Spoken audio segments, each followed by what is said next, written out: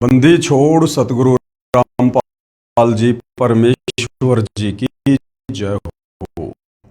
परम पिता परमात्मा सारी सृष्टि के रचनहार कुल मालिक असंख्य ब्रह्मांडों के स्वामी जगत गुरु तीनों लोकों में प्रवेश करके सबका धारण पोषण करने वाले राजाधिराज आत्माधार नाथों के नाथ देवों के देव महादेव सर्वेश्वर महेश्वर मृत्युंजय अजरो अमर आदि अनादि सनातनी प्रभु जगत पिता जगदीश्वर श्री श्री 1008 की उपाधि के वास्तविक अधिकारी अकाल मूरत सौद स्वरूपी राम वासुदेव सर्वगतम ब्रह्म परम पूज्य प्रथम पूज्य परम संत परम पुरुष परम धनी परम दयालु सत्य कबीर हक्का कबीर अल्लाहु अकबर अल्लाहु कबीर बाखबर अल्लाह ताला जगत के तारणहार जगत के मुक्तिदाता जगत के जगन्नाथ हारे के सहारे हिंदुओं के राम मुसलमानों के अल्लाह सिखों के वाहिगुरु ईसाइयों के मसीह दया के सागर दयानिधि करुणा के सागर करुणानिधि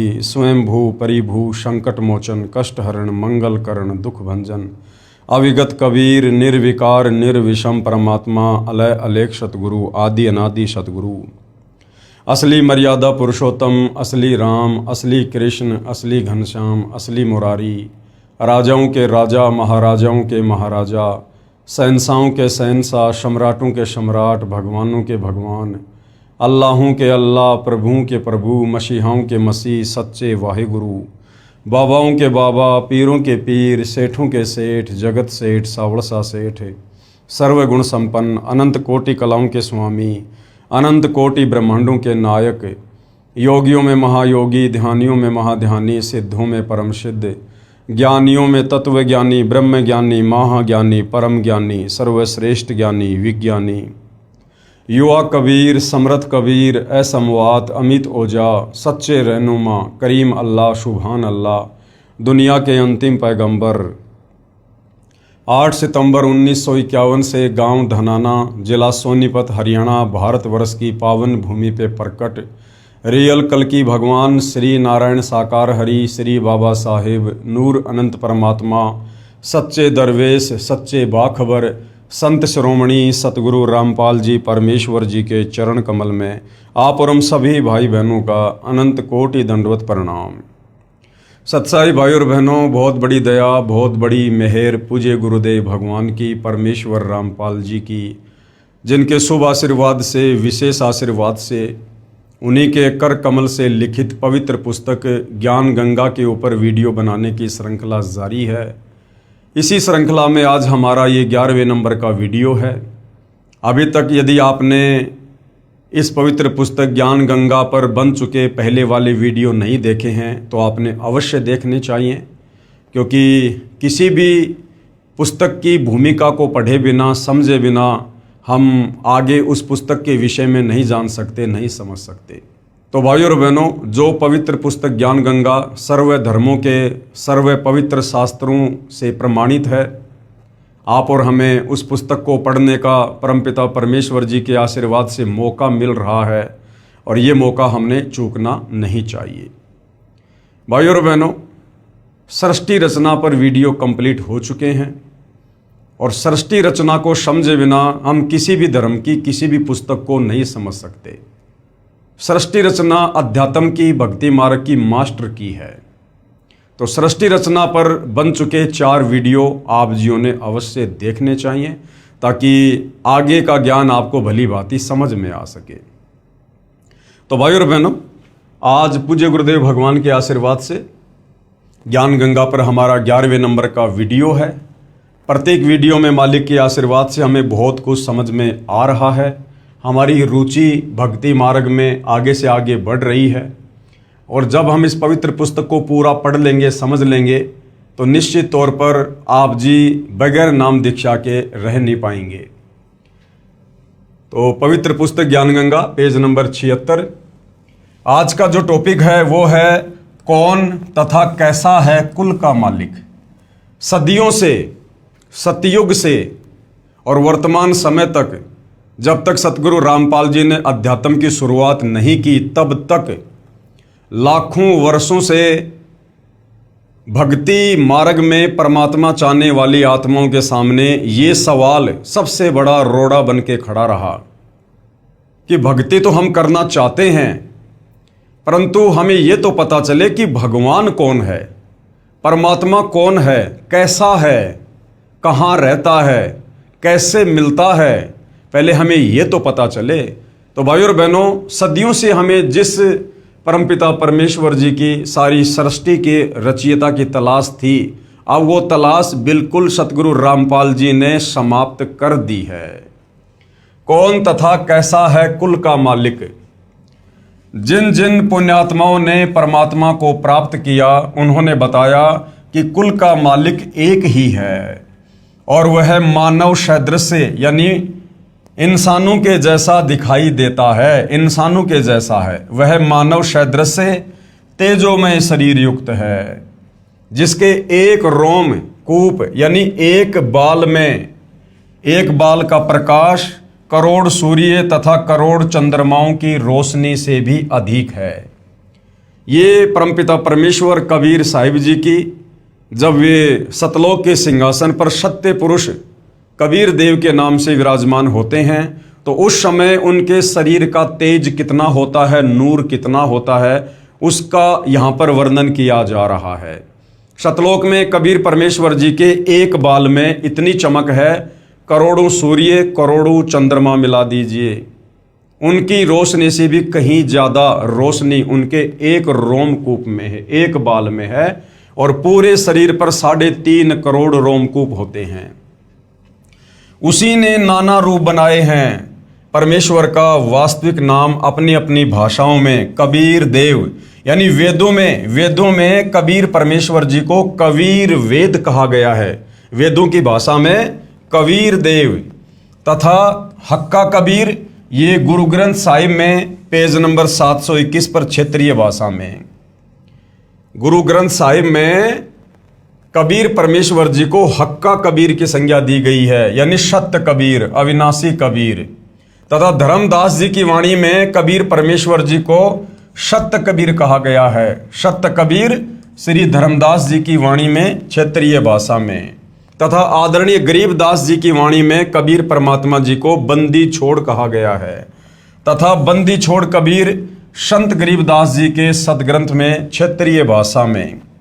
और मुसलमान भाइयों की कुरान शरीफ में कबीर परमेश्वर जी को कबीरा, कबीरन, खबीरा, खबीरन इन नामों से उपमा दी गई है। तथा कबीरा, कबीरन, खबीरा, खबीरन श्री कुरान शरीफ सूरत फुरकानी नंबर 25 आयत नंबर 19, 21, 52, 58, 59 में क्षेत्रीय अरबी भाषा में उनको कबीरा, कबीरन, खबीरा, खबीरन नामों से उपमा दी गई है।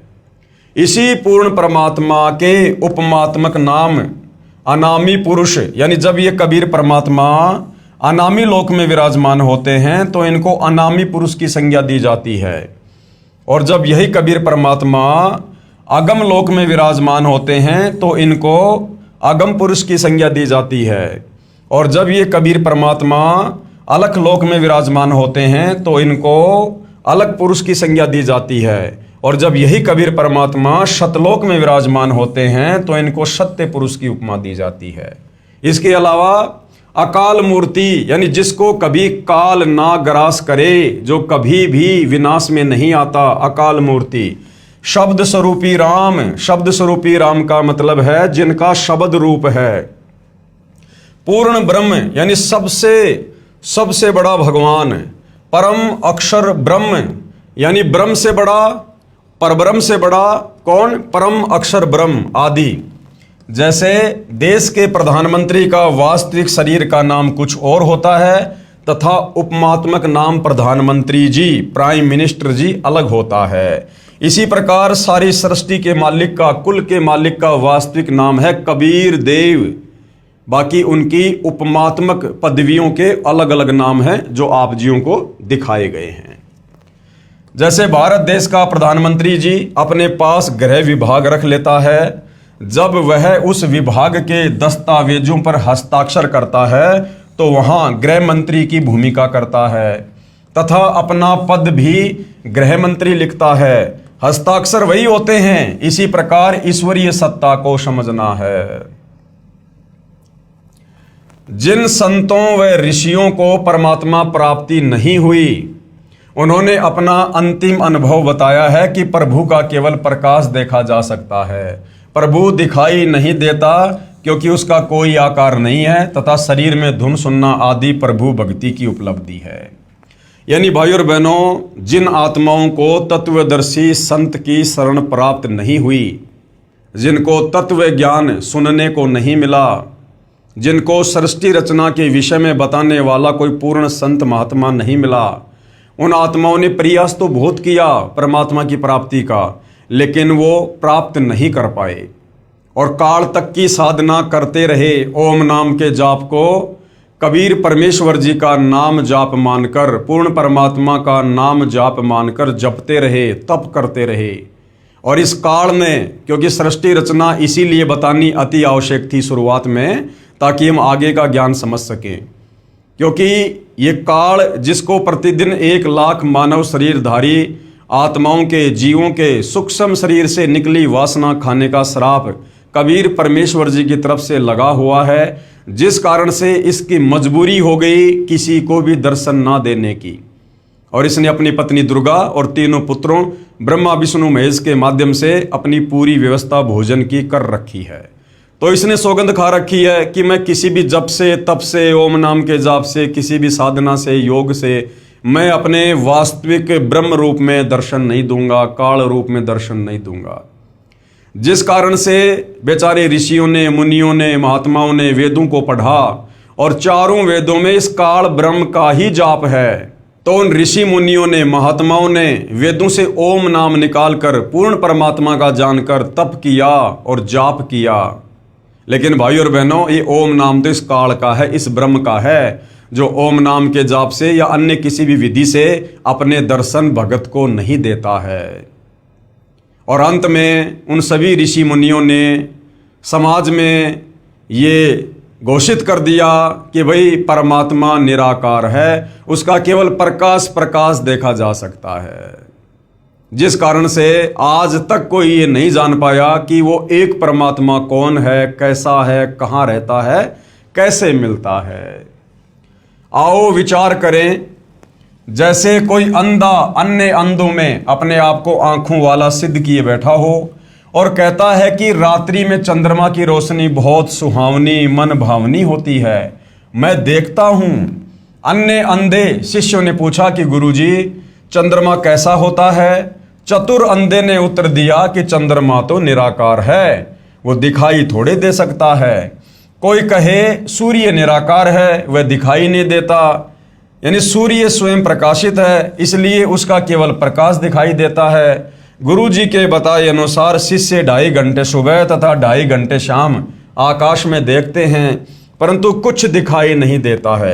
यहाँ पर भाइयों और बहनों, ये राधा स्वामी पंथ के साधकों के लिए बताया जा रहा है, क्योंकि राधा स्वामी पंथ के गुरुओं को नहीं पता कि परमात्मा कैसा है, कैसे मिलता है, उसका आकार कैसा है, उन्हें कुछ नहीं पता।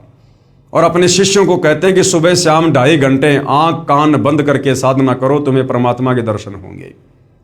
तो यहां पर उनके विषय में बताया जा रहा है। गुरु जी के बताए अनुसार शिष्य 2.5 घंटे सुबह तथा 2.5 घंटे शाम आकाश में देखते हैं, परंतु कुछ दिखाई नहीं देता। स्वयं ही विचार विमर्श करते हैं कि गुरु जी तो सही कह रहे हैं, हमारी साधना पूरी 2.5 घंटे सुबह शाम नहीं हो पाती, इसलिए हमें सूर्य तथा चंद्रमा का प्रकाश दिखाई नहीं दे रहा, अर्थात हमें परमात्मा के दर्शन नहीं हो रहे। चतुर गुरु जी की व्याख्या पर आधारित होकर उस चतुर अंधे की ज्ञानहीन व्याख्या के प्रचारक करोड़ों अंधे ज्ञानहीन हो चुके हों, फिर उन्हें आंखों वाला यानी कोई तत्वदर्शी संत बताए कि सूर्य आकार में है भाई और उसी से प्रकाश निकल रहा है, इसी प्रकार चंद्रमा से प्रकाश निकल रहा है। नेत्रहीनों, चंद्रमा के बिना रात्रि में प्रकाश कैसे हो सकता है? यानी जिन साधकों ने, ऋषि मुनियों ने ये कहा कि केवल परमात्मा का प्रकाश देखा जा सकता है, तो परमात्मा ये चंद्रमा का, सूर्य का उदाहरण देकर समझा रहे हैं कि जिस प्रकार सूर्य के बिना सूर्य का प्रकाश नहीं हो सकता, चंद्रमा के बिना चंद्रमा का प्रकाश नहीं हो सकता, इसी प्रकार परमात्मा के बिना, भगवान के बिना, उसका प्रकाश भी नहीं हो सकता। यदि प्रकाश है तो वो साकार है, लेकिन तुम्हें दिखाई नहीं दे रहा, ये तुम्हारी भक्ति की कमी है।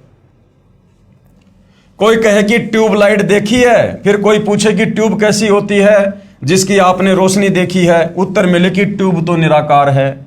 निराकार होने के कारण दिखाई नहीं देती, केवल प्रकाश देखा जा सकता है। विचार करें, ट्यूब बिना प्रकाश कैसा। यदि कोई कहे कि हीरा स्वयं प्रकाशित होता है, फिर यह भी कहे कि हीरे का केवल प्रकाश देखा जा सकता है, क्योंकि हीरा तो निराकार है, वह दिखाई थोड़े देता है, तो वह व्यक्ति हीरे से परिचित नहीं है, फोकट का जोरी बना बैठा है। जो परमात्मा को निराकार कहते हैं, जो साधक, जो गुरुजन परमात्मा को निराकार कहते हैं कि परमात्मा दिखाई नहीं देता, परमात्मा का कोई आकार नहीं है, और साथ में ये भी कहते हैं तथा केवल प्रकाश देखना तथा धुन सुनना ही प्रभु प्राप्ति मानते हैं, वे पूर्ण रूप से प्रभु तथा भक्ति से अपरिचित हैं। जब उनसे प्रार्थना की कि कुछ नहीं देखा है तुमने, अपने अनुयायियों को भ्रमित करके दोषी हो रहे हो, न तो आपके गुरुदेव के तत्व ज्ञान रूपी नेत्र हैं और न ही आपको, इसलिए दुनिया को भ्रमित मत करो। इस बात पर सर्व ज्ञान रूपी नेत्रों के अंधों ने लठ उठा लिए कि हम तो झूठे, तू एक सच्चा। आज वही स्थिति सतगुरु रामपाल जी महाराज के साथ हो रही है।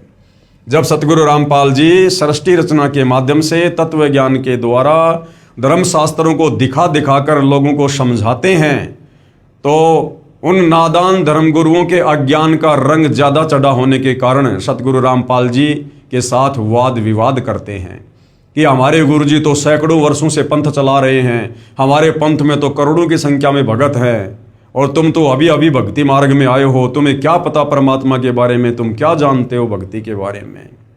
तो भाइयों और बहनों, इस विधि से तो आप कभी जिंदगी में परमात्मा के दर्शन नहीं कर पाओगे। अब इस विवाद का निर्णय कैसे हो कि किस संत के विचार सही हैं, किसके गलत हैं।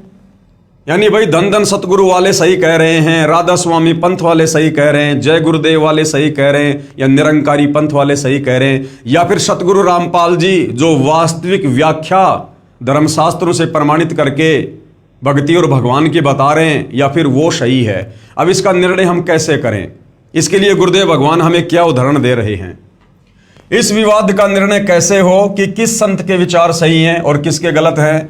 मान लीजिए जैसे किसी अपराध के विषय में 5 वकील अपना अपना विचार व्यक्त कर रहे हैं, कोर्ट में खड़े होकर जज के सामने 5 वकील किसी विवाद पर अपना अपना मत रख रहे हैं। एक वकील कहे कि इस अपराध पर संविधान की धारा 301 लगेगी, दूसरा कहे 302 लगेगी, तीसरा कहे 304 लगेगी, चौथा कहे 306 तथा 5वां वकील 307 को सही बताए। तो भाई अपराध अगर एक है तो धारा भी एक ही लगेगी, यानी उनमें से 4 वकील गलत हैं। और यदि उन 5 की व्याख्या संविधान से नहीं मिलती है तो फिर 5 वकील ही गलत हैं। तो अगर मुकदमा एक है और वकील है 5 और अपना अपना मत दे रहे हैं, तो 5 सही नहीं हो सकते हैं अगर उनके मत अलग अलग हैं। तो ये 5 ठीक नहीं हो सकते, केवल एक ही ठीक हो सकता है। यदि उसकी व्याख्या अपने देश के पवित्र संविधान से मिलती है, यदि उसकी व्याख्या भी संविधान के विपरीत है, तो 5 वकील भी गलत हो सकते हैं। इसका निर्णय देश का पवित्र संविधान करेगा जो सर्व को मान्य होता है। इसी प्रकार भिन्न भिन्न विचारधाराओं में तथा साधनाओं में से कौन सी शास्त्र अनुकूल है या कौन सी शास्त्र विरुद्ध है, इसका निर्णय पवित्र सदग्रंथ ही करेंगे जो सर्व को मान्य होने चाहिए। आज भारत देश में दुनिया भर के साधु संत महात्मा आचार्य मंडलेश्वर हैं, और सबकी व्याख्या भक्ति और भगवान को लेकर एक दूसरे से मेल नहीं खाती है, भिन्न भिन्न है। कोई कहता है कि ओम नाम का जाप करो, कोई कहता है राधे राधे श्याम मिला दो ये जाप करो, कोई कहता है ओम नमे भागवते वासुदेवाय का जाप करो, कोई कहता है हरे राम जय जय राम सीताराम, कोई अकेला सोहम नाम देता है। हर संत की अपनी अपनी अलग अलग व्याख्या है। अब भाइयों और बहनों, इस प्रकार से तो निर्णय नहीं हो सकता। अब हम कैसे निर्णय करें, परमात्मा चाहने वाली आत्मा इस निर्णय पर कैसे पहुंचे कि कौन संत सही है और किसका भक्ति मार्ग सही है। उसके लिए भाई और बहनों, हमने हमारे पवित्र धर्मशास्त्रों को आधार बनाना होगा। जिस प्रकार अपने अपने क्लाइंट को बचाने के लिए दोनों वकील भरकस प्रयास करते हैं और जज दोनों की बातें सुनता है, अंत में जज भारत के संविधान को सामने रखकर कि जो धारा इस पर लगाई गई है उस धारा में क्या सजा है, कितनी सजा है, जो मुकदमा इस पर साबित हो चुका है उसकी क्या सजा है, अंत में उसका निर्णय भारत का संविधान करेगा। इसी प्रकार भाई और बहनों, कौन संत सही है, किसकी भक्ति सही है, किसके मंत्र सही हैं, किसका भक्ति मार्ग सही है, इसका निर्णय हमारे पवित्र धर्मशास्त्र करेंगे, धर्म ग्रंथ करेंगे। और चारों वेद और गीता जी पूरे विश्व के एक नंबर के धर्म ग्रंथ है, अध्यात्म को लेकर, भक्ति को लेकर। तो समझदार व्यक्ति धर्म ग्रंथों से निर्णय करेगा, मिलान करेगा कि जो जो गुरुजन भक्ति और भगवान की व्याख्या कर रहे हैं उनमें से किसकी व्याख्या हमारे सदग्रंथों से मेल खाती है। यही प्रमाण पवित्र श्रीमद् भगवत गीता अध्याय 16 श्लोक नंबर 23 और 24 में है। जिन आंखों वालों यानी पूर्ण संतों ने सूर्य यानी पूर्ण परमात्मा को देखा उनमें से कुछ के नाम हैं। यानी जिन जिन महापुरुषों ने, जिन जिन अच्छी आत्माओं ने कुल के मालिक कबीर परमेश्वर जी के दर्शन किए, परमात्मा जी सतलोक से चलकर साक्षात धरती पर प्रकट होकर उनको मिले, उनको सतलोक लेकर गए, उनको सर्व सृष्टि रचना से परिचित करवाया। उन महापुरुषों में कुछ एक महापुरुष हैं जिनके नाम यहाँ पर दिए गए हैं। आदरणीय धर्मदास जी, आदरणीय दादू जी, आदरणीय मलुकदास जी, आदरणीय गरीबदास जी, आदरणीय नानक जी, आदरणीय घीसा दास जी। और ये सबसे पहले आदरणीय धर्मदास जी, इनके क्या विचार हैं कि परमात्मा कौन है, कैसा है। आदरणीय धर्मदास जी, आदरणीय धर्मदास जी बांधवगढ़ मध्य प्रदेश वाले, जिनको पूर्ण परमात्मा जिंदा महात्मा के रूप में मथुरा में मिले, सतलोक दिखाया, वहां सतलोक में दो रूप दिखाकर जिंदा वाले रूप में पूर्ण परमात्मा वाले सिंहासन पर विराजमान हो गए।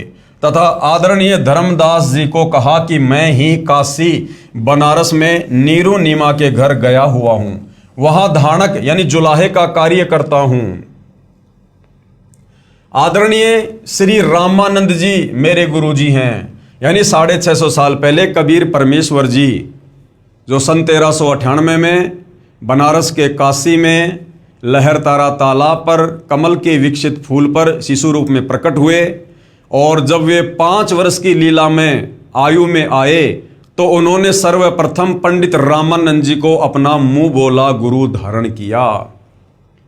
श्री रामानंद जी मेरे गुरु जी हैं, ये कहकर श्री धर्मदास जी की आत्मा को वापस शरीर में भेज दिया। श्री धर्मदास जी का शरीर 2 दिन बेहोश रहा, तीसरे दिन होश आया तो काशी में खोज करने पर पाया कि यही काशी में आया धानक ही पूर्ण परमात्मा सत्य पुरुष है। कि भाई जो काशी में धानक जुलाहे का कार्य कर रहे हैं, कबीर जी जो लीला कर रहे हैं, यही वास्तव में कुल का मालिक है, सारी सृष्टि को रचने वाला है, जो यहाँ पर लीला कर रहा है। आदरणीय धर्मदास साहिब जी ने पवित्र कबीर सागर, कबीर साखी, कबीर बीजक नामक सदग्रंथों की आंखों देखे तथा पूर्ण परमात्मा के पवित्र मुख कमल से निकले अमृत वचन रूपी विवरण से रचना की अमृतवाणी में प्रमाण। आज मोहे दर्शन दियो जी कबीर, आज मोहे दर्शन दियो जी कबीर। यानी कबीर परमेश्वर जो धर्मदास जी के गुरुजी थे, और जब 1518 में परमात्मा अपनी लीला समाप्त करके सशरीर सतलोक को गए थे, उसके कुछ वर्षों के बाद धर्मदास जी के मन में थोड़ा दोष आ गया था काल प्रेरणा से। तो उस समय धर्मदास जी ने अपने पूज्य गुरुदेव कबीर जी को याद करके उनकी पुकार की, रोने लगे, तो कबीर परमेश्वर जो समर्थ परमात्मा है, कहते हैं गोता मारूं स्वर्ग में जा बैठूं पाताल, गरीब दास ढूंढता फिरूं अपने हीरे मोती लाल। एक क्षण में परमात्मा 16 संकोश की दूरी को तय करके और पृथ्वी पर धर्मदास जी के सामने प्रकट हो गए। धर्मदास जी की खुशी का ठिकाना नहीं। आज मोहे दर्शन दियो जी कबीर, आज मोहे दर्शन दियो जी कबीर, सतलोक से चल कर आए, सतलोक से चल कर आए, काटन यम की जंजीर, आज मोह दर्शन दियो जी कबीर, आज मोहे दर्शन दियो जी कबीर। कि हे कबीर परमात्मा, आप परमात्मा चाहने वाली आत्माओं के शतलोक से चलकर गति करके धरती पर प्रकट होकर अपना तत्व ज्ञान देकर काल की जम वाली जंजीर काटने के लिए आते हो। थारे दर्शन से मारे पाप कटत हैं, थारे दर्शन से मारे पाप कटत हैं, निर्मल होवे जी शरीर, आज मोहे दर्शन दियो जी कबीर, आज मोहे दर्शन दियो जी कबीर। कहते साधु दर्शन राम का मुख पे बसे सुहाग, और दर्शन उन्हीं को होते हैं जिनके पूर्ण भाग। तो धर्मदास जी कहते हैं कि हे कबीर परमात्मा, हे गुरुदेव, आपके दर्शन मात्र से हमारे युगों युगों के पाप कर्मों का नाश होता है और हमारा शरीर, हमारी आत्मा आपके दर्शन से निर्मल हो जाती है। अमृत भोजन मारे सतगुरु जी मैं, अमृत भोजन मारे सतगुरु जी मैं, शब्द दूध की खीर, आज मोहे दर्शन दियो जी कबीर, आज मोहे दर्शन दियो जी कबीर। कहते साधु भूखा भाव का, धन का भूखा नाही, जो कोई धन का भूखा साधु भी नाही। तो कबीर परमात्मा जी अपने भगत के भाव के भूखे हैं। हिंदू के तुम देव कहाए, हिंदू के तुम देव कहाए, मुसलमान के पीर, आज मोहे दर्शन दियो जी कबीर, आज मोहे दर्शन दियो जी कबीर। 650 साल पहले जब कबीर परमेश्वर जी आए थे और 120 वर्ष तक लीला में उम्र में यहाँ पर रहे थे, अपने तत्व ज्ञान का प्रचार किया और 64 लाख उनके शिष्य हुए थे। तो उन 64 लाख शिष्यों में हिंदू और मुसलमान दोनों ही उनके सेवक थे। दोनों दिन का झगड़ा छिड़ गया, दोनों धर्मों का झगड़ा छिड़ गया, टोहे ना पाए शरीर, आज मोहे दर्शन दियो जी कबीर, आज मोहे दर्शन दियो जी कबीर। यानी जब 650 साल पहले सन 1518 में 120 साल तक लीला करके कबीर परमात्मा मगर से सशरीर सतलोक को जा रहे थे, उस समय काशी नरेश वीर सिंह बघेल और मगर के नवाब बिजली खान पठान, जो दोनों ही कबीर परमात्मा जी के भगत थे, कबीर परमेश्वर जी के शरीर को लेकर आपस में मरने मारने की सोच बैठे थे कि एक बार कबीर जी शरीर छोड़ दे, सतलोक चले जाएं। उसके बाद वीर सिंह ने सोचा कि इनके शरीर का अंतिम संस्कार हम मुसलमान रीति से करेंगे, और उधर वीर सिंह बघेल सोच रहा था कि हम इस शरीर का अंतिम संस्कार हिंदू रीति से करेंगे। लेकिन कबीर परमात्मा जी अंतर्यामी थे और उस समय भविष्य वक्ताओं ने भविष्यवाणियां कर रखी थी कि ऐसे ऐसे इस समय पर भयंकर हिंदू मुसलमान झगड़ा होगा और करोड़ों लोग कट कट के मरेंगे। अंतर्यामी समर्थ कबीर परमात्मा जी ने ऐसी लीला करी, ऐसा खेल खेला, हिंदू मुसलमान कहाँ आपस में लड़ने झगड़ने की सोच रहे थे और आपस में गले लग लग के सगे भाइयों की तरह रो रहे हैं कि हम नादान गुरुदेव से इतना ज्ञान लेने के बाद और हमारी बुद्धि कहाँ जा रही थी, हम क्या कुछ अनर्थ करने का सोच रहे थे। तो कबीर परमेश्वर जी ने कहा था कि भाई मेरा शरीर तुमको नहीं मिलेगा, लेकिन उनको यकीन नहीं हो रहा था कि शरीर कहाँ जाएगा। तो कबीर परमेश्वर जी ने कहा कि मेरे शरीर की जगह तुम्हें जो भी वस्तु मिले भाई उसको आधा आधा बांट लेना, लड़ना झगड़ना मत। और कबीर परमेश्वर जब सतलोक गए, उसके बाद जब देखा वो चद्दर हटा के जहां पर वो लेटे हुए थे, तो शरीर के आकार में वहां पर फूल ही फूल थे, फूल ही फूल। और हिंदू मुसलमान दोनों ने आपस में आधे आधे बांट लिए। मुसलमानों ने वहां पर अपनी मजार वगैरह बना ली और हिंदुओं ने वहां पर मंदिर बना लिया। तो ये उस समय का ये वर्णन है कि दोनों धर्मों का झगड़ा छिड़ गया और टोए न पाया शरीर। वहां पर कबीर जी का शरीर नहीं मिला, सुगंधित फूल मिले जो दोनों ने आपस में बांट लिए थे। धर्मदास की अर्ज गोसाई, धर्मदास की अर्ज गोसाई, बेड़ा लंगइयो पर लेती रे आज, मोहे दर्शन दियो जी कबीर, आज मोहे दर्शन दियो जी कबीर। अंत में धर्मदास जी कह रहे हैं कि हे कबीर परमात्मा, हे मेरे मालिक, मुझ धर्मदास का बेड़ा पार लगा दियो, यानी काललोक से अपने दास को सतलोक में बैठा दियो। तो कहने का मतलब है वो कुल का मालिक कबीर परमात्मा है, वो सहशरीर है, मनुष्य दृश्य रूप में है। और आदरणीय धर्मदास जी को सतलोक से चलकर और मथुरा में मिले थे, उनको तत्व ज्ञान समझाया था, अपना शिष्य बनाया था।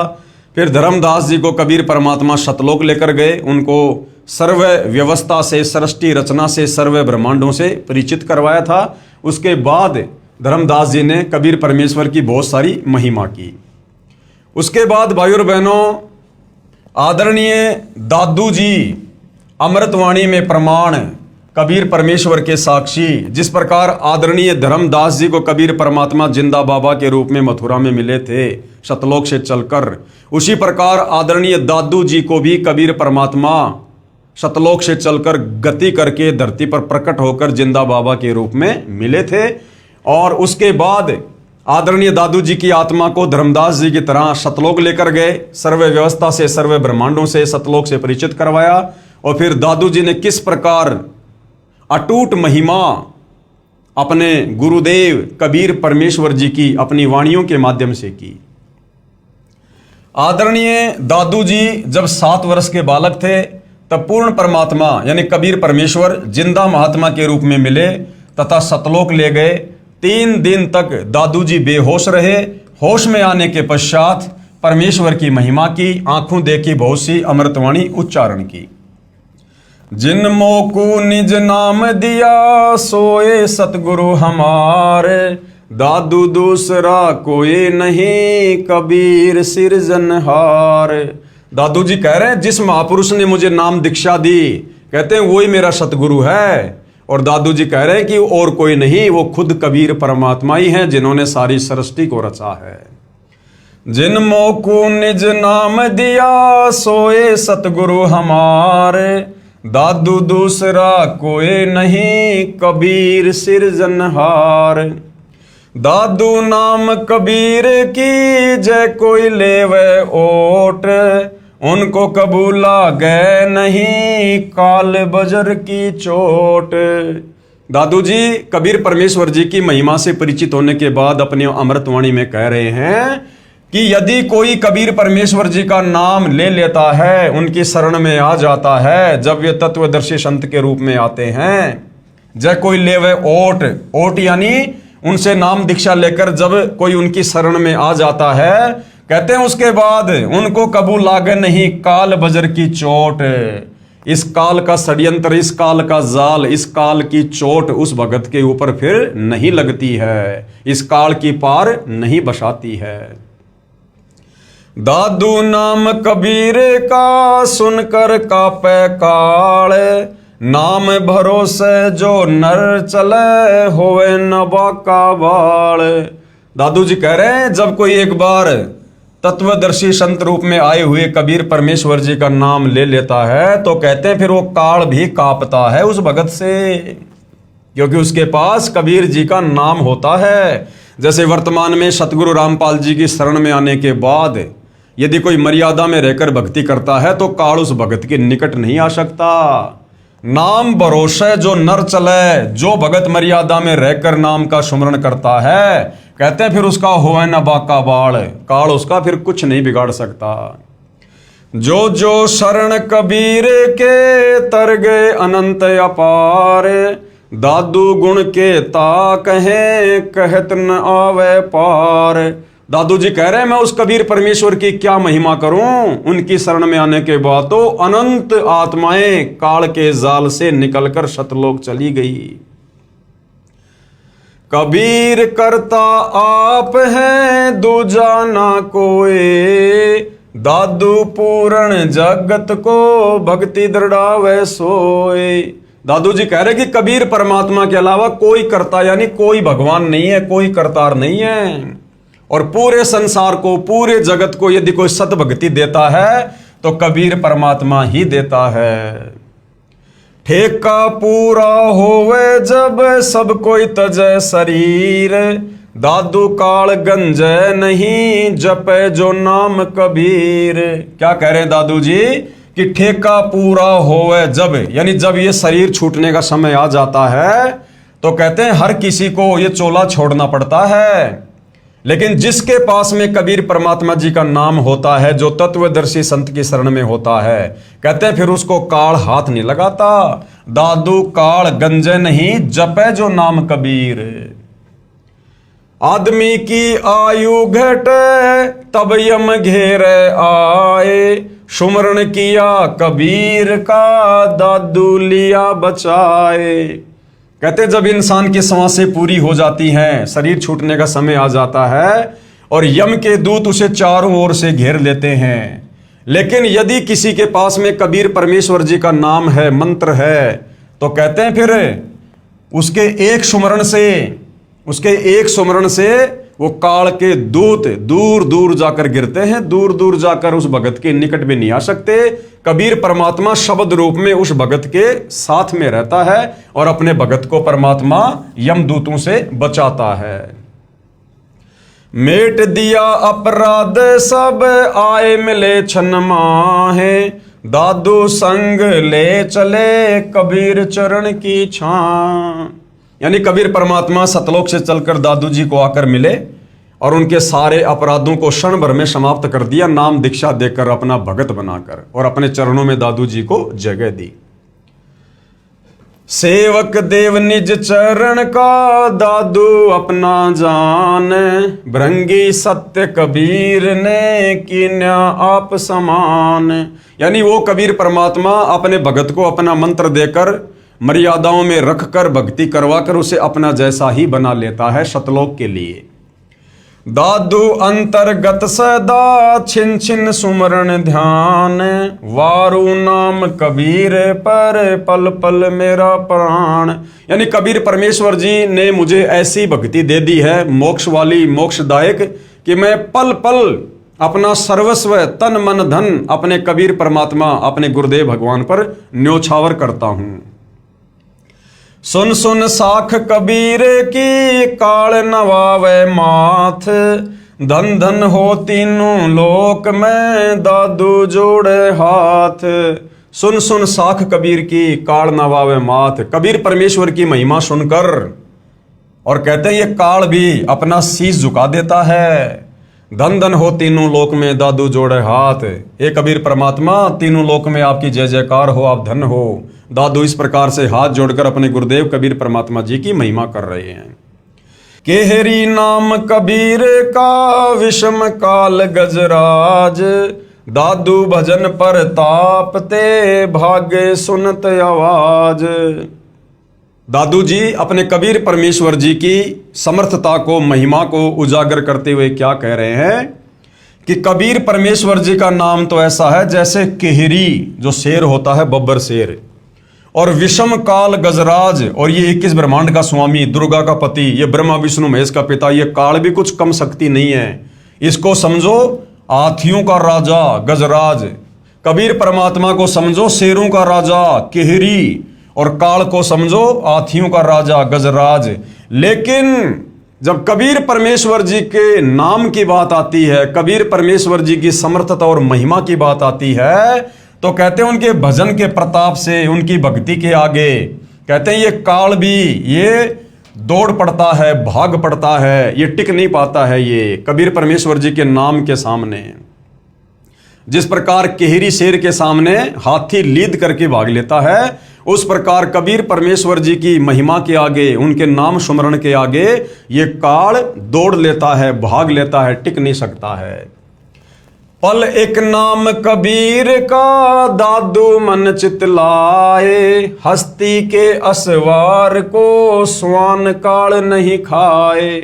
आगे और क्या महिमा की है दादू जी ने कबीर परमेश्वर जी की, कुल के मालिक की, कि पल एक नाम कबीर का, यदि मर्यादा में रहकर एक पल भी कबीर परमेश्वर जी का नाम जाप कर लिया जाए, तो कहते हैं जैसे हस्ती के असवार को, हाथी पर बैठे व्यक्ति को जिस प्रकार से काल कोई हानि नहीं कर सकता, उसी प्रकार कबीर परमेश्वर जी के उपासक साधक को ये काल किसी प्रकार से कोई चोट नहीं पहुंचा सकता है। जिस प्रकार हाथी पर बैठे व्यक्ति को कुत्ता किसी भी प्रकार से नुकसान नहीं पहुंचा सकता है, उसी प्रकार कबीर परमेश्वर के भगत को जब वे तत्वदर्शी संत के रूप में धरती पर आते हैं, जैसे वर्तमान में सतगुरु रामपाल जी के नाम से आए हुए हैं, कहते हैं उनके उपासक को, सच्चे उपासक को, मर्यादित भगत को ये काल किसी भी प्रकार से चोट या हानि नहीं पहुंचा सकता।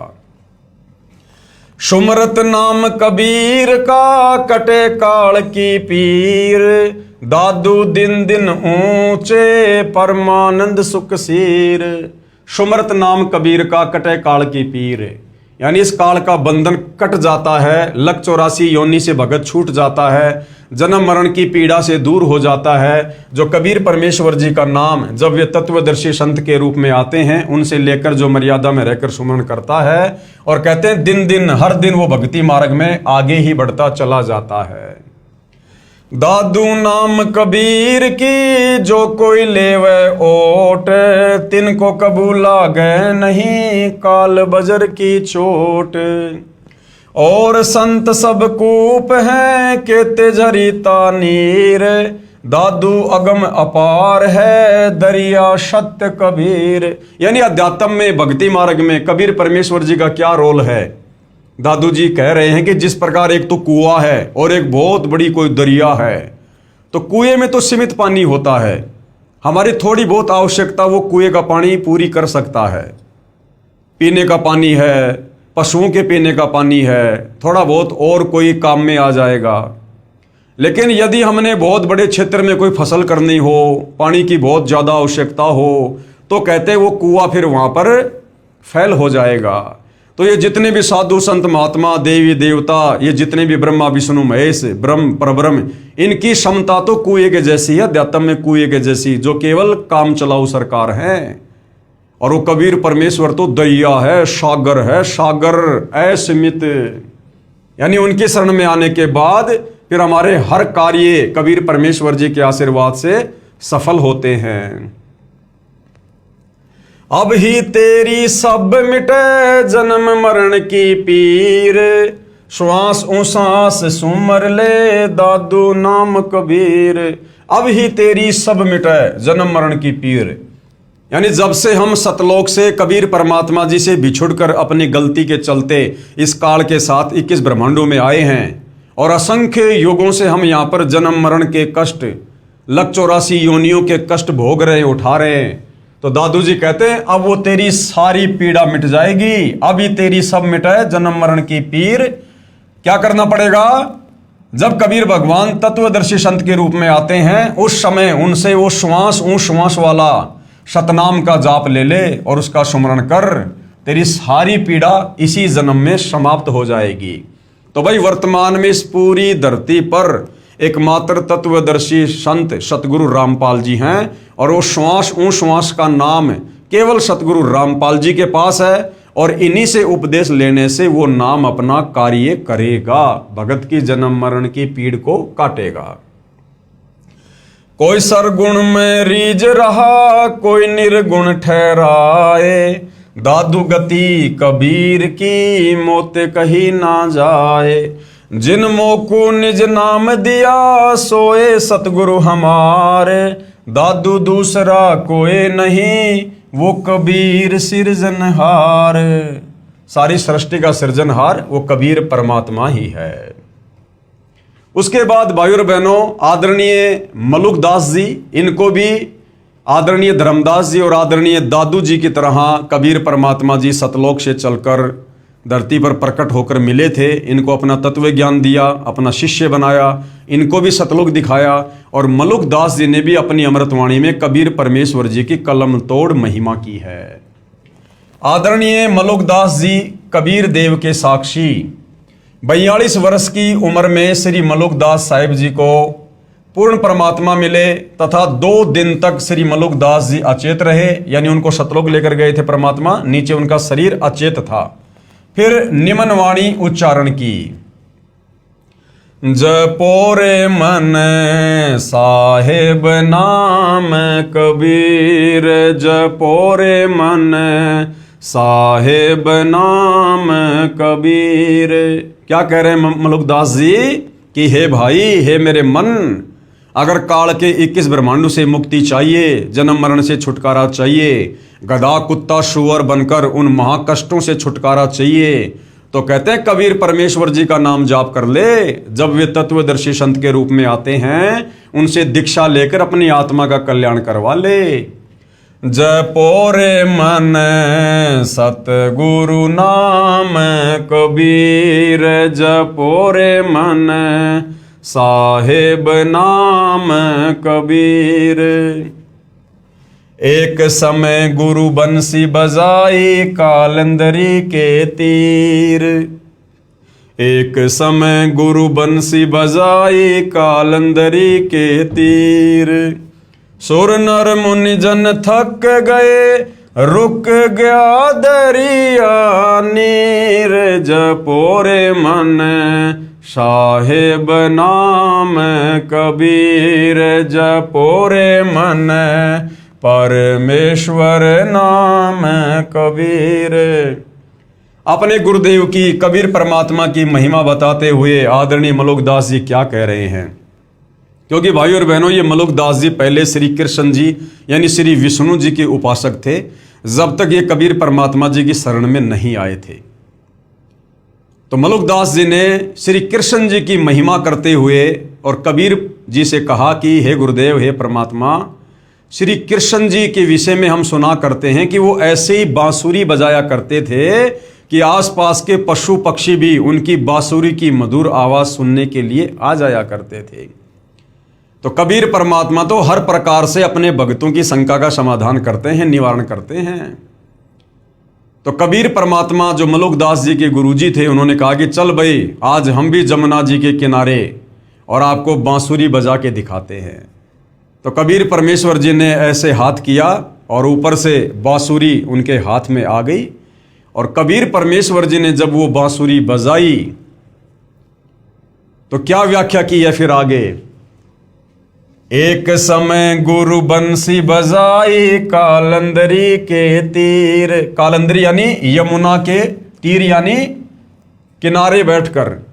एक समय गुरु बंसी बजाई जमुना जी के तीर, एक समय गुरु बंसी बजाई यमुना जी के तीर।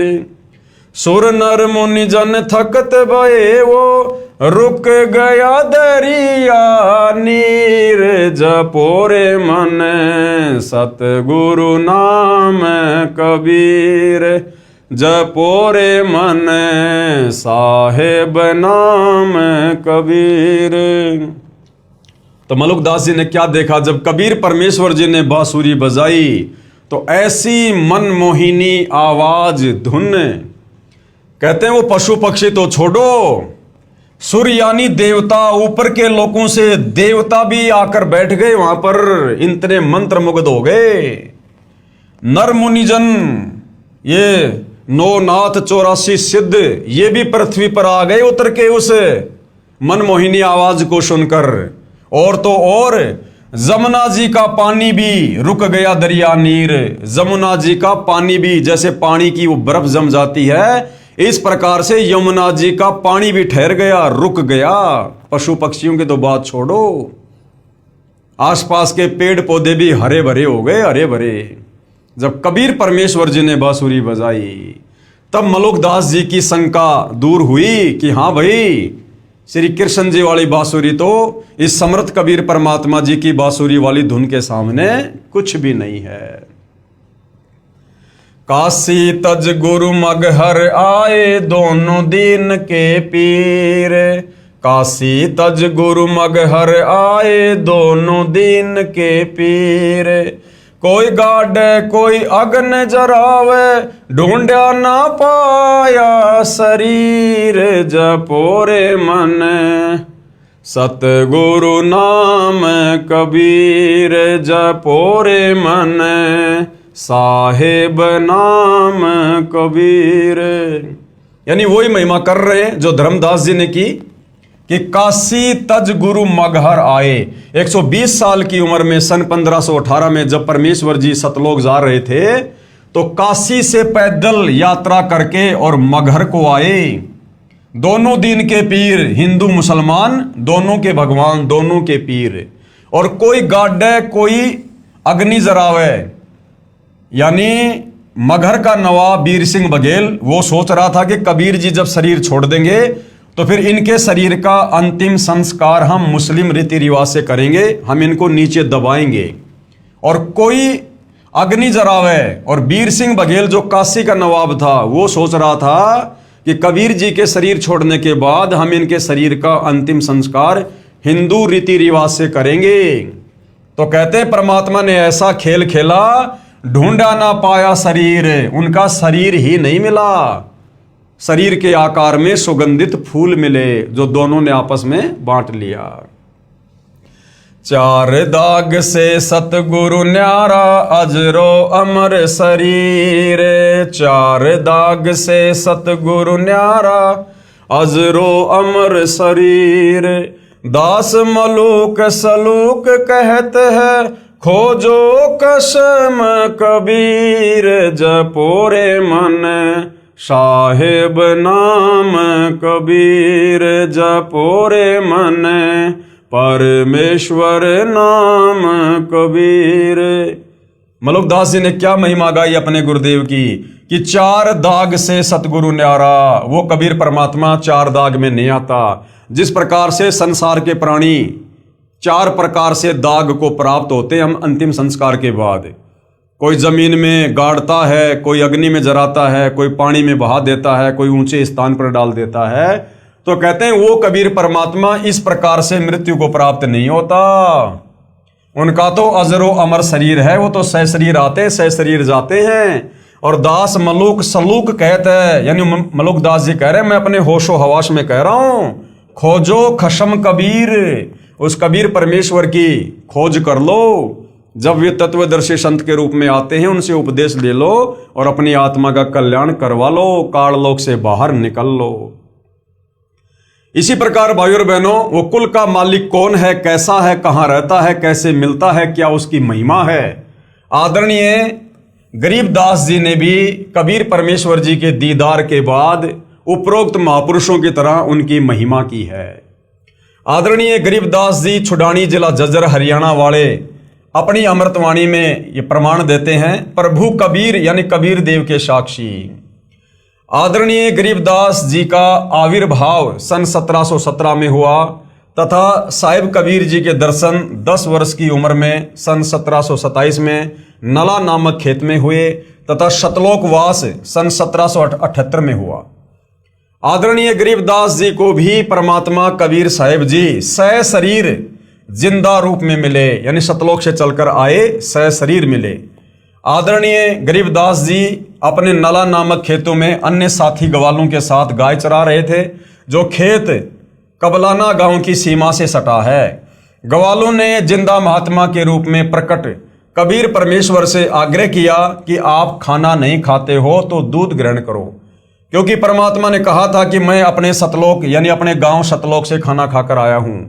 तब परमेश्वर कबीर जी ने कहा कि मैं कुंवारी गाय का दूध पीता हूं। जो वेदों में परमेश्वर की महिमा लिखी है कि जब वो परमात्मा प्रत्येक युग में शिशु रूप में कमल के फूल पर प्रकट होता है तो उनके परवरिश की लीला कुंवारी गायों के दूध से होती है। बालक गरीबदास जी ने एक कुंवारी गाय को परमेश्वर कबीर जी के पास लाकर कहा कि बाबा जी, ये बिना ब्याई यानी ये कुंवारी है, ये कैसे दूध दे सकती है। तब कबीर देव यानी कबीर परमेश्वर जी ने कुंवारी गाय अर्थात बछिया की कमर पर हाथ रखा। अपने आप कुंवारी गाय अधन्या धेनु, वेदों में जिसको अधन्या धेनु यानी जो बिना धनाई होती है, उसके थनों से दूध निकलने लगा। पात्र भरने पर रुक गया। वह दूध परमेश्वर कबीर जी ने पिया तथा प्रसाद रूप में कुछ अपने बच्चे गरीबदास जी को पिलाया तथा सतलोक के दर्शन कराए। यानी गरीबदास जी की आत्मा को शरीर से निकालकर सतलोक लेकर गए। सतलोक में अपने दो रूप दिखाकर फिर जिंदा वाले रूप में कुल मालिक रूप में सिंहासन पर विराजमान हो गए तथा कहा कि मैं ही 120 वर्ष तक काशी में धानक जुलाहा रूप में रहकर आया हूं। मैं पहले भी हजरत मोहम्मद जी को भी मिला था। पवित्र कुरान शरीफ में जो कबीरा, कबीरन, खबीरा, खबीरन, अल्लाह अकबर आदि शब्द हैं, वे मेरा ही बोध कराते हैं, यानी वो मेरा ही नाम है। तथा मैं ही श्री नानक जी को बेई नदी पर जिंदा महात्मा के रूप में मिला था। मुसलमानों में जिंदा महात्मा होते हैं, वे काला चोगा यानी ओवरकोट जैसा घुटनों से नीचे तक तथा सिर पर चोटे वाला काला टोपा पहनते हैं। तथा मैं ही बलक शहर में नरेश यानी बलक शहर के बादशाह श्री इब्राहिम सुल्तान आदम जी तथा श्री दादू जी को मिला था। तथा चारों पवित्र वेदों में जो कबीर अग्नि, कबीर देव, कबीर अंगारी आदि नाम है, वो मेरा ही बोध है। कबीर वेद हमारा भेद है। कबीर परमात्मा कहते हैं चारों वेदों में मेरा भेद है कि कोई परमात्मा और है, उसका नाम कबीर है। मैं मिलूं वेदों से नहीं, लेकिन इन चारों वेदों में मेरी प्राप्ति का मार्ग नहीं है। और जौन यानी जिस वेद से मैं मिलूं वो वेद जानते नहीं। और जिस पांचवें वेद सूक्ष्म वेद में मेरी प्राप्ति की पूरी जानकारी है, उसको ये चारों वेद नहीं जानते हैं। और वो सत्य जानकारी कबीर परमात्मा फिर खुद ही सतलोक से चलकर धरती पर तत्वदर्शी संत के रूप में प्रकट होकर यथार्थ रूप से सृष्टि रचना के माध्यम से सर्व धर्मों के सर्व पवित्र शास्त्रों को खोल खोल कर बताते हैं। जैसे वर्तमान में वही कबीर परमात्मा सतगुरु रामपाल जी के नाम से 8 सितंबर 1951 को धरती पर प्रकट होकर आज आप और हमें बता रहे हैं, समझा रहे हैं। मैं ही वेदों से पहले भी सतलोक में विराजमान था। गांव छुडानी, जिला झज्जर, हरियाणा में आज भी उस जंगल में जहां पूर्ण परमात्मा का संत गरीबदास जी को मानव शरीर में साक्षात्कार हुआ था, एक यादगार विद्यमान है। आदरणीय गरीबदास जी की आत्मा अपने परमात्मा कबीर बंदी छोड़ के साथ चले जाने के बाद उन्हें मरा हुआ जानकर चिता पर रखकर जलाने की तैयारी करने लगे। उसी समय आदरणीय गरीबदास जी की आत्मा को पूर्ण परमेश्वर कबीर जी ने शरीर में प्रवेश कर दिया। 10 वर्षीय बालक गरीबदास जीवित हो गए। उसके बाद उस पूर्ण परमात्मा का आंखों देखा विवरण अपनी अमृतवाणी में सदग्रंथ नाम से ग्रंथ की रचना की। उसी अमृतवाणी में प्रमाण कि कुल का मालिक कौन है, सबका परमेश्वर कौन है, सारी सृष्टि को रचने वाला कौन है। गरीब अजब नगर में ले गया हमको सतगुरु आण, जिल के बिंब अगाध गति सूते चादर ताण। आदरणीय गरीबदास जी कबीर परमेश्वर का साक्षात्कार होने के बाद उन्होंने क्या महिमा की है कि दुनिया वालों, परमात्मा कौन है, भगवान कौन है। अजब नगर में ले गया यानी मेरे शरीर से मेरी आत्मा को निकाल कर वो कबीर परमात्मा अजब नगर यानी सतलोक में ले गया। हमको सतगुरु आण यानी सतलोक से चलकर सतगुरु आए और मेरी आत्मा को शरीर से निकालकर वापस सतलोक ले गए। और जिलके बिंब अगाध गति यानी मैं सतलोक की क्या महिमा कहूं, वहां तो झिलमिल झिलमिल है, वहां का तो नजारा ही अलग है। हम सूते चादर ताण और सर्व ज्ञान से परिचित होकर, सर्व ब्रह्मांडों से परिचित होकर, और सूते चादर तान कर सोना, यानी निश्चिंत हो जाना कि भाई जो भक्ति हमें कबीर जी ने दे दी है, जिस भक्ति से हमारा मोक्ष होगा, कल्याण होगा, काल के लोक से छुटकारा होगा। और भाई हमने तो अपनी आंखों से सतलोक देख लिया और इस काल के सर्व ब्रह्मांडों को देख लिया, नरक को, स्वर्ग को, सब देख लिया। अब भाई हम निश्चिंत हो गए कि कबीर परमेश्वर की भक्ति से निश्चय हमें सतलोक मिलेगा, और अब हम अपनी भक्ति में लो लगाए हुए हैं। अनंत कोटि ब्रह्मांड का एक रति नहीं भार, सतगुरु पुरुष कबीर है कुल के सिरजनहार। आगे कबीर परमेश्वर जी की महिमा करते हुए आदरणीय गरीबदास जी क्या कह रहे हैं कि अनंत कोटि ब्रह्मांड है, अनंत करोड़ ब्रह्मांड है कबीर परमेश्वर जी के अंतर्गत, जिन्होंने सारी सृष्टि को रचा है। लेकिन एक रति नहीं भार, इन ब्रह्मांडों का कबीर परमात्मा जी के लिए रति भर भी वजन नहीं है। रति भर भी उनकी वचन शक्ति से सब हवा में घूम रहे हैं, चल रहे हैं। सतगुरु पुरुष कबीर है, जो मुझे सतगुरु रूप में आकर मिले वही पुरुष यानी वही भगवान है, उसका नाम कबीर है। कुल के सर्जनहार, कुल यानी सारी सृष्टि के सर्जनहार यही कबीर परमात्मा है। गैबी ख्याल विशाल सतगुरु अचल दिगंबर थीर है, भक्ति हेत आने काया धर आए अविगत सत कबीर है। कि वो कबीर परमात्मा जिनकी क्या महिमा कहूँ, जो सतलोक में हैं, विराजमान हैं, वहाँ रहते हैं, अजरो अमर शरीर है। कहते हैं वो आप और हमें भक्ति देने के लिए अपनी तेज पुंज वाली देह को हल्का करके और यहाँ पर हमें भक्ति प्रदान करने के लिए आते हैं। भक्ति हेत काया धर आए अविगत सत्य कबीर, हरदम खोज हनोज हाजिर त्रिवेणी के तीर है, दास गरीब तबीब सतगुरु बंदी छोड़ कबीर हैं।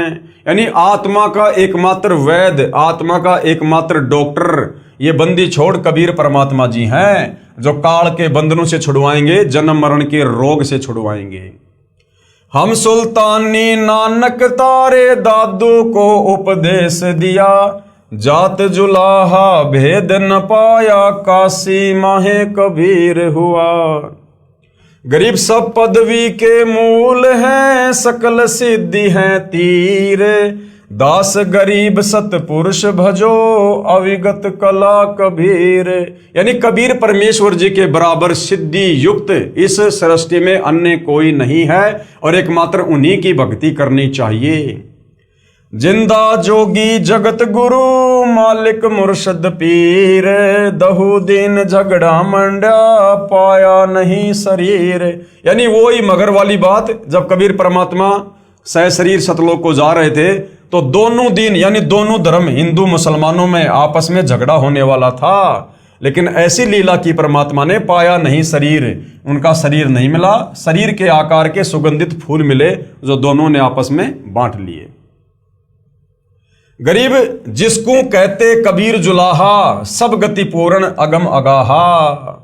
जिसको कबीर जुलाहा कहकर लोगों ने रिजेक्ट कर दिया था, वो तो सर्वगति पूर्ण है, वो तो अविगत परमात्मा है, सर्व का सर्जनहार है, उनकी महिमा तो अगम अगाध है।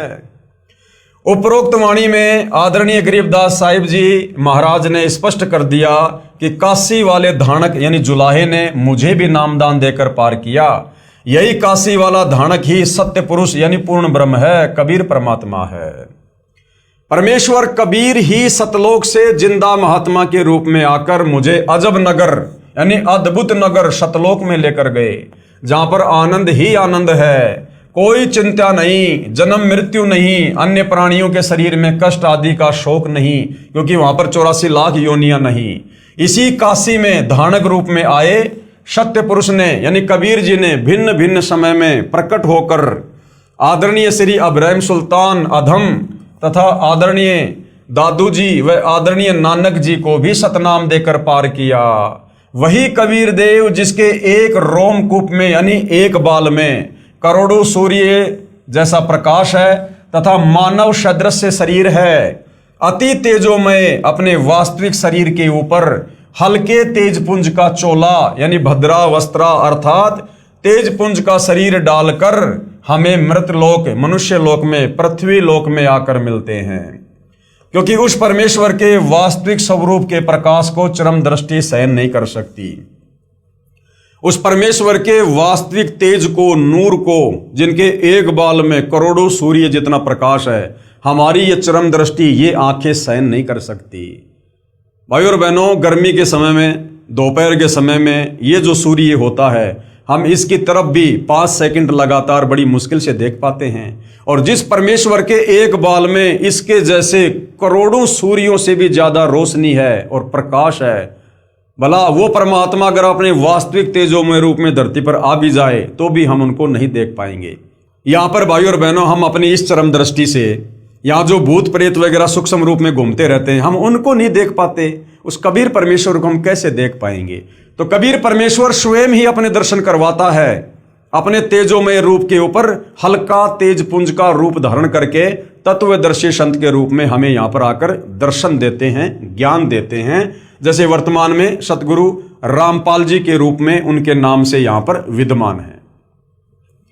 आदरणीय गरीबदास जी ने अपनी अमृतवाणी में कहा है, सर्व कला सतगुरु साहिब की हरि आए हरियाणे नू।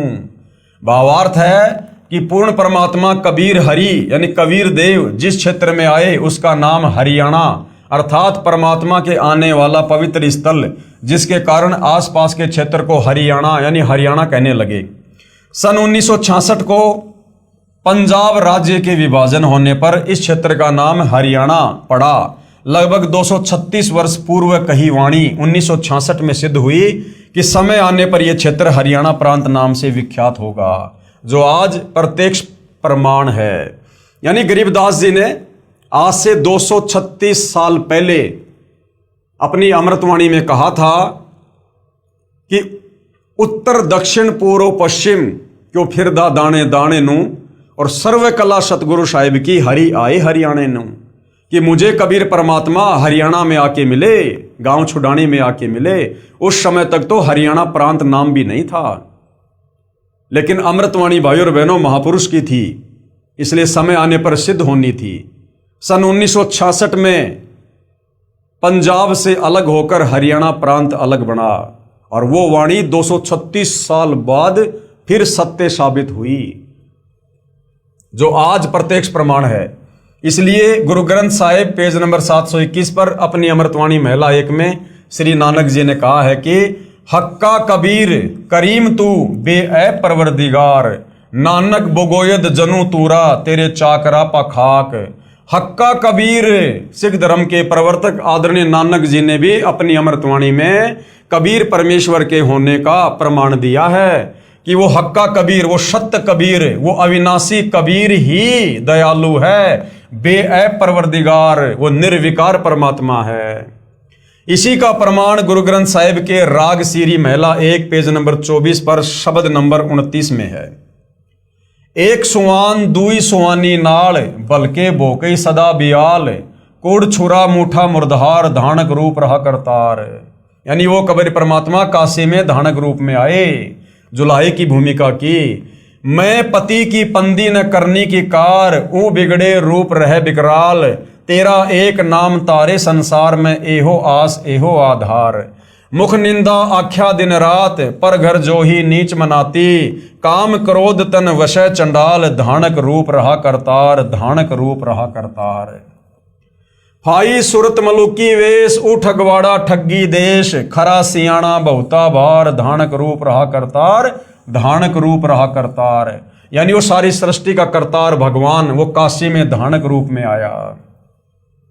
मैं कित्ता न जाता हराम खोर, ऊंकिया मुंह देसा दुष्ट चोर, नानक नीच कहे विचार, और धानक रूप का रहा करतार, धानक रूप रहा करतार।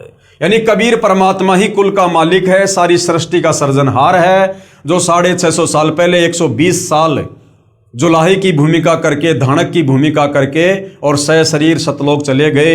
ये तमाम महापुरुष जो आज विश्व विख्यात हैं, ये सब उस परमेश्वर के होने का, सह शरीर होने का, समर्थ होने का अपनी अमृत वाणियों में ये प्रमाण दे रहे हैं। तो आज आप और हमें भी किसी प्रकार का कोई संशय नहीं होना चाहिए कि सारी सृष्टि का सृजनहार, कुल का मालिक कबीर भगवान है। वो सतलोक में रहता है, मानव सदृश्य है, और उसी की भक्ति जब वे तत्वदर्शी संत के रूप में आते हैं तो उन्हीं की शरण प्राप्त करके हम काल के जाल से, जन्म मरण के चक्कर से, लख 84 योनियों की पीड़ा से, तपतशिला के कष्ट से बाहर निकलकर सतलोक जा सकते हैं। गुरु ग्रंथ साहिब राग असवारी महिला 1 के कुछ अंश। साहिब मेरा एक को है, यानी परमात्मा भाई केवल एक ही है, एक को है भाई, एक को है।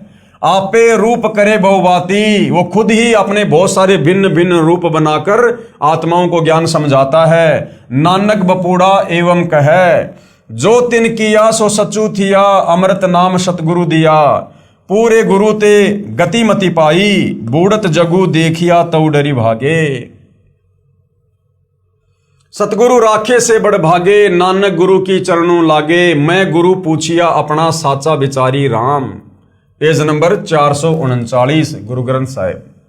उपरोक्त अमृतवाणी में श्री नानक जी स्वयं स्वीकार कर रहे हैं कि साहिब यानी प्रभु यानी भगवान एक ही है, तथा उनका यानी श्री नानक जी का कोई मनुष्य रूप में वक्त गुरु भी था, जिसके विषय में कहा है कि पूरे गुरु से तत्व ज्ञान प्राप्त हुआ, तथा मेरे गुरु जी ने मुझे अमृत नाम यानी अमर मंत्र अर्थात पूर्ण मोक्ष करने वाला उपदेश नाम मंत्र दिया। वही मेरा गुरु नाना रूप धारण कर लेता है, अर्थात वही सत्य पुरुष है, वही जिंदा रूप बना लेता है, वही धानक रूप में भी काशी नगर में विराजमान होकर आम व्यक्ति अर्थात भगत की भूमिका कर रहा है। क्योंकि नानक जी कबीर जी के समकालीन थे, इसलिए नानक जी कह रहे हैं कि वो कबीर परमात्मा भिन्न भिन्न रूप धारण करके, और 650 साल पहले यानी नानक जी के समय में नानक जी कह रहे हैं कि वो वर्तमान में काशी में, बनारस में एक भगत की भूमिका भी कर रहा है। शास्त्र विरुद्ध पूजा करके सारे जगत को जन्म मृत्यु व कर्म फल की आग में जलते देखकर जीवन व्यर्थ होने के डर से भागकर मैंने गुरुजी के चरणों में शरण ली। नानक जी स्वीकार कर रहे हैं कि जब मुझे ये तत्व ज्ञान हुआ कबीर जी के माध्यम से, जो कबीर जी मुझे बेई नदी पर मिले और नानक जी की आत्मा को शरीर से निकालकर सचखंड लेकर गए, फिर 3 दिन के बाद वापस छोड़ा। उसके बाद नानक जी बनारस गए, काशी में गए, जहाँ पर कबीर जी जुलाहे का काम कर रहे थे, खड्डी बुन रहे थे, और उससे पहले नानक जी सतलोक में उसी परमात्मा को देख कर आ गए थे। तो नानक जी ने जाते ही अपने आप को उनके चरणों में समर्पित कर दिया और उपदेश प्राप्त किया। तो नानक जी कह रहे हैं कि मैंने भी इस काल के भयंकर जाल को देखकर और काशी में जाकर मैंने गुरु जी के चरणों में शरण ली। बलिहारी गुरु आपने दिवहाड़ी सदवार, जिन मानस ते देवता किया करत न लागी वार। आपने आप साजियो आपने रचियो नाऊ, दुई कुदरती साजिए करी आसनु डिठो ताऊ चाऊ। दाता करता आप तू तुसी देवई करही पछाऊ। तू जानोई समझे दे ले सही जिंद कवाऊ, करी आसनु डिठो चाऊ। भावार्थ है कि पूर्ण परमात्मा जिंदा का रूप बनाकर बेई नदी पर आए, अर्थात जिंदा कहलाए, तथा स्वयं ही 2 दुनिया, ऊपर शतलोक आदि तथा नीचे ब्रह्म व प्रब्रह्म के लोक को रचकर ऊपर शतलोक में आकार में आसन पर बैठकर चाव के साथ अपने द्वारा रचित दुनिया को देख रहे हैं। तथा आप ही स्वयंभू अर्थात माता के गर्भ से जन्म नहीं लेते, स्वयं प्रकट होते हैं। कौन? कबीर परमात्मा। यही प्रमाण पवित्र यजुर्वेद अध्याय 40 मंत्र 8 में है कि कबीर मनीषी स्वयंभू परिभू व्यवधाता। भावार्थ है कि कबीर परमात्मा सर्वज्ञ है, सब कुछ जानता है। मनीषी का अर्थ सर्वज्ञ होता है तथा अपने आप प्रकट होता है, स्वयंभू है, परिभू है। वही परिभू यानी सनातन अर्थात सर्वप्रथम वाला प्रभु है। वह सर्व ब्रह्मांडों का व्यवधाता यानी भिन्न भिन्न अर्थात सर्व लोकों का रचनहार है। एहू जीव बहुते जन्म भरमिया, ता सतगुरु शब्द सुनाइया। क्या कह रहे हैं नानक जी? कि नानक जी कह रहे हैं कि मेरा ये जीव बहुत समय से जन्म तथा मृत्यु के चक्कर में भ्रम रहा, अब पूर्ण सतगुरु ने यानी कबीर जी ने वास्तविक नाम प्रदान किया, यानी सतनाम का जाप दिया। श्री नानक जी के पूर्व जन्म यानी नानक जी के पहले और कौन कौन से मनुष्य जन्म हो चुके थे। सतयुग में राजा अमरीश और त्रेता युग में राजा जनक हुए और फिर नानक जी हुए, तथा अन्य योनियों के जन्मों की तो गिनती ही नहीं। लग 84 में कितनी बार गए वो तो गिनती नहीं, क्योंकि नानक जी भी वही आत्मा है जो शतलोक से इस काल के चक्कर में आप और हमारे साथ में यहां पर आई थी। प्रभु कबीर जी ने स्वामी रामानंद जी को तत्व ज्ञान समझाया। अब भाइयों और बहनों, कल के वीडियो का हमारा क्या टॉपिक रहेगा? प्रभु कबीर जी ने यानी सारी सृष्टि के मालिक, कुल के मालिक कबीर परमात्मा जी ने, जो शतलोक में रहते हैं, सह शरीर हैं, मानव सदृश्य हैं, तत्वदर्शी संत के रूप में जगत को सृष्टि का ज्ञान देने के लिए, काललोक से छुड़वाने के लिए यहां पर आते रहते हैं। तो उस परमात्मा कबीर जी ने स्वामी रामानंद जी को तत्व ज्ञान समझाया। आदरणीय रामानंद जी जो काशी में हुए हैं, कबीर परमात्मा के समकालीन थे, कबीर परमेश्वर जी के मुंह बोले गुरुदेव थे। उनको भी कबीर परमात्मा जी ने 5 वर्ष की उम्र में, जब पंडित रामानंद जी की 104 साल की उम्र थी, उस समय कबीर परमात्मा 5 वर्ष की लीला में उम्र में थे। और पंडित रामानंद जी जो चारों वेदों के, 18 पुराणों के, गीता जी के प्रकांड ज्ञाता थे, उनको कबीर परमेश्वर जी ने अपने तत्व ज्ञान के आगे नतमस्तक कर दिया। और पंडित रामानंद जी ने कबीर जी से उपदेश प्राप्त किया, लेकिन जगत की दृष्टि में पंडित रामानंद जी कबीर जी के गुरु बने रहे। तो ये क्या कबीर परमात्मा जी की लीला थी। और फिर पंडित रामानंद जी ने भी अपने गुरु, अपने गुरुदेव कबीर जी की कलम तोड़ महिमा की है, और आदरणीय गरीबदास जी ने उसको अपनी अमृतवाणी में लिपिबद्ध किया है। इसके विषय में भाइयों और बहनों हम कल के लाइव वीडियो में समझेंगे, क्योंकि ये पवित्र पुस्तक ज्ञान गंगा है। हम धीरे धीरे इसमें आगे बढ़ेंगे, धीरे धीरे हम इसको समझेंगे। और जो कबीर परमेश्वर सतगुरु रामपाल जी हमें समझाना चाहते हैं अध्यात्म के विषय में, हम उसको जानेंगे, समझेंगे और सतगुरुदेव भगवान से उपदेश प्राप्त करके अपनी आत्मा का कल्याण जो है करवाएंगे। तो भाइयों और बहनों, इतने सारे महापुरुष जिनको कबीर परमात्मा, कबीर देव शतलोक से चलकर गति करके क्षण भर में इस पृथ्वी पर प्रकट होकर जो इन महापुरुषों को मिले, इनको ज्ञान समझाया, इनको शतलोक का दर्शन करवाया, ताकि आज आप और हम आत्माओं को इनके द्वारा लिखे इन ग्रंथों को पढ़कर, इनकी अमृतवाणियों को पढ़कर हमें विश्वास हो कि वास्तव में वो कुल का मालिक, सारी सृष्टि का सृजनहार कौन है। और जब इन महात्माओं को मिला, इनको ज्ञान दिया, आज वही ज्ञान, वही शास्त्र प्रमाणित ज्ञान सतगुरु रामपाल जी दे रहे हैं। वही मंत्र जो कबीर परमेश्वर जी ने इन महापुरुषों को दिया और इनकी आत्मा का कल्याण हुआ, वही मंत्र, वही ज्ञान, वही समाधान, वही भक्ति मार्ग आज सतगुरु रामपाल जी हमें दे रहे हैं। और एकमात्र पूरी पृथ्वी पर वही मंत्र, वही ज्ञान, वही समाधान, वही भक्ति मार्ग सतगुरु रामपाल जी के ही पास है। दूसरा कोई विकल्प, कोई तरीका इस काल के 21 ब्रह्मांड से बाहर निकलने का नहीं है। तो भाइयों और बहनों, यदि ये अमृत ज्ञान समझ में आ रहा है तो आप जी अविलंब सतगुरु रामपाल जी से उपदेश प्राप्त करें और अपनी आत्मा का कल्याण करवाएं। तो आज के वीडियो में भाइयों और बहनों केवल इतना ही। कल परमेश्वर जी के आशीर्वाद से हम फिर सेवा में हाजिर होंगे। तब तक गुरुदेव भगवान हम सबको आज्ञा दे, आशीर्वाद दे, सद्बुद्धि दे, मार्गदर्शन करे। बंदी छोड़ सतगुरु रामपाल जी परमेश्वर जी की जय हो।